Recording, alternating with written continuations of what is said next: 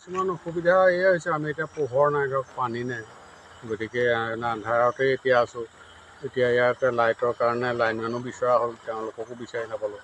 গতিকে এনেকুৱা কিছুমান অসুবিধা হৈছে। এতিয়া আমি কি কৰোঁ কি নাই, এতিয়া আন্ধাৰতে আৰু সেই কামখিনি কৰি যাব লাগিব, উপায়টো নাই, কি হ'ব। কাৰণ ইয়াত ধৰক আমি যেনেধৰণে উন্নয়নটো হোৱা হ'লে, সকলো ৰাইজে সুবিধা পোৱা হ'লে, গতিকে আমি এতিয়া ইমান সমস্যাত নপৰিলোহেঁতেন। গতিকে আমি চৰকাৰক অনুৰোধ জনাইছোঁ যাতে তেখেতসকলে এই বিষয়টোৰ ওপৰত অকণমান নজৰ ৰাখক আৰু এই আমাৰ মৰিশালীকৰণ, কাৰণ কোন সময়ত মানুহ কেতিয়া আহে, ৰাতি 12টাতো আহে, 1টাতো আহে, দিনে ৰাতিয়ে তেনেধৰণে মানুহ ঢুকালেতো সৎকাৰ কৰিব লাগিব। গতিকে এই ব্যৱস্থাটোৰ কাৰণে আমাক এই সুবিধাকেইটা যদি চৰকাৰৰ ফালৰ পৰা, চৰকাৰৰ দায়িত্বত কাক কেনেধৰণে এই দায়িত্বভাগ ন্যস্ত কৰি থৈছে, তেখেতসকলে অকণমান চকু দিলে সমগ্ৰ অঞ্চলটোৰ ৰাইজৰ সুবিধা হ'ব।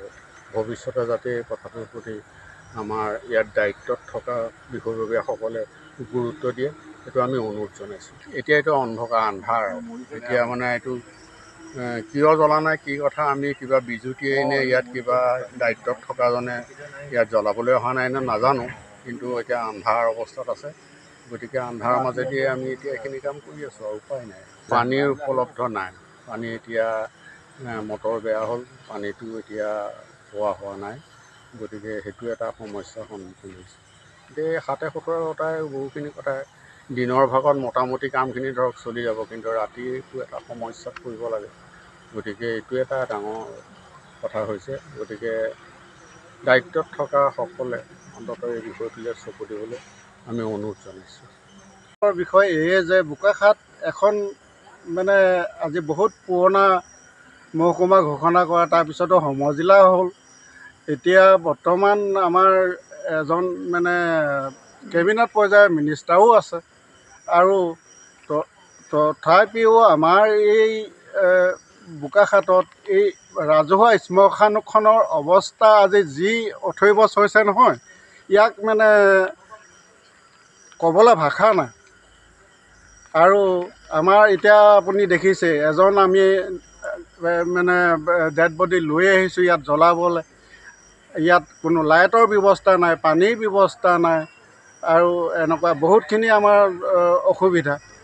কিন্তু তাৰ মাজতে প্ৰাক্তন আমাৰ MLA ভূপেন ভূঞাকো ইয়াতেই সমাধিস্থ কৰা হৈছিল, আৰু আগলৈও তেনেকুৱাই বহুত ব্যক্তিক ইয়াত সমাধিস্থ কৰা হ'ব। কিন্তু এই পৰ্যায়ত যদি এনেকুৱা এখন শ্মশান এই পৰিস্থিতি হয়, তেতিয়াহ'লে আমি কেনেকৈ ইয়াত মৃতকৰ সৎকাৰ ব্যৱস্থা কৰিম? এইটো মই ভাবিছোঁ, ধৰক এনেকুৱা এন্ধাৰত যদি আমি আজি সৎকাৰ কৰিব লগা হয়, তেতিয়াহ'লে আমাৰ বহুত অসুবিধা হৈ আছে। বিশেষকৈ আমি আন্ধাৰত আছোঁ, ইপিনে হাত ধুবলৈও পানী এটুপি নাই। এই দুপৰীয়া বৰষুণ গৈছে, সেই বৰষুণৰ পানীতে আমি হাত ধুইছোঁ। গতিকে এনেকুৱা হ'লে ভৱিষ্যতে আৰুতো এনেকুৱা ডেড বডি আহিয়ে থাকিব। দিন নাই ৰাতি নাই, কেতিয়াবা 12টাত আহিব, কেতিয়াবা 1টাত আহিব, কেতিয়াবা দিনত আহিব। দিনত আহিলে বাৰু বেছি অসুবিধা নহয়, কিন্তু ৰাতি আহিলে সকলোৰে অসুবিধা। এই অসুবিধাটো যেন ভৱিষ্যতে নহয়, সেইকাৰণে ইয়াত থকা দায়িত্বখিনি তাক সুচাৰুৰূপে পালন কৰিব বুলি মই আশা কৰিলোঁ। প্ৰশাসনৰ আছে, চাওক এইটোতো নিৰ্দিষ্ট কাৰোবাক দায়িত্ব দিয়া আছে, হয়তো মিউনিচিপেল বৰ্ডক দায়িত্ব দিয়া আছে। তেওঁলোকে লাইট জ্বলিছিলে নাই, পানী নাই, এতিয়া ডেড বডি আমি নমাই হাত ধুবলৈ পানীৰ কোনো ব্যৱস্থা নাই। এই সুব্যৱস্থাখিনি ইয়াৰ যি দায়িত্বত আছে তেওঁলোকে একচুৱেলি কৰিব লাগে, কাৰণ এতিয়া আমি ভুক্তভোগী আহিছোঁ, হাত ধুবলৈ পানী নাই, লাইট নাই। গতিকে সেয়াই আৰু আমি অনুৰোধ কৰিছোঁ যে এই বস্তুবিলাক আচলতে ভাল হ'ব লাগে, সুস্থ হ'ব লাগে। আমি আহিছোঁ ডেড বডি নমাই হাত ধুবলৈ পানী একো নাই, মিনাৰেল ৱাটাৰে হাত ধুবলগীয়া হৈছে। গতিকে আমি চবেই আছোঁ, সেয়াই আৰু কি ক'ম আৰু। আঙুলিটো ইয়াত অভিয়াছলি প্ৰশাসনেই হ'ব, কাৰণ আমি শুনা পাইছোঁ নুমলীগড় শোধনাগাৰো বহুত ইয়াত কিবা কিবি কাৰণে দিছে ফাণ্ডিং, কিন্তু আমিতো একো ইয়াত দেখা নাই তেনেকুৱা ধৰণৰ সাংঘাতিক। ইয়াত একচুৱেলি এজন চন্দালো ইয়াত ডাইৰেক্টলি পাবলৈ নাই। চন্দালো এতিয়ালৈকে আমি আহিছোঁ, চন্দাল এজনো আমি দেখা নাই। আৰু গতিকে সেয়াই আৰু আজি ইয়াত ইমান ফাণ্ডিং আহিছে, কোন ইয়াৰ একচুৱেলি কমিটিত আছে, আমি একো নাজানো। আৰু তেওঁলোকে জনাবিলাকে ইয়াত একচুৱেলি কৰিব লাগে ঠিক ঠাক।